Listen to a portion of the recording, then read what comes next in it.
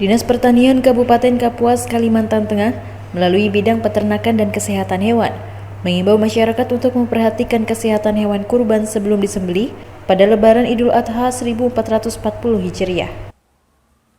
Kepala Bidang Peternakan dan Kesehatan Hewan Darius Bada mengatakan, pentingnya memperhatikan kesehatan hewan kurban sebelum disembelih agar daging yang dikonsumsi tidak memberikan efek buruk terhadap kesehatan tubuh manusia.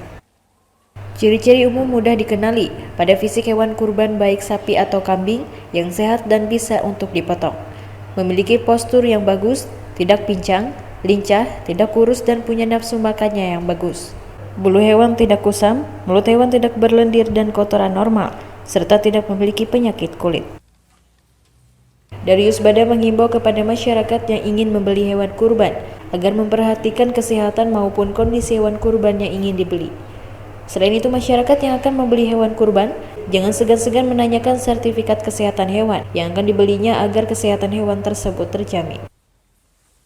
Ya, untuk warga yang mau melaksanakan kurban, mau beli sapi, jadi sebaiknya nanti waktu membeli sapi harus yakin bahwa sapi itu sudah diperiksa dari daerah asal harus sehat, seperti itu. Jadi kalau bisa pakai surat keterangan dari lokasi, karena kita tidak ingin sapi-sapi yang masuk ini membawa penyakit. Dari Kabupaten Kapuas, Firmansyah, Kapuas TV mengabarkan.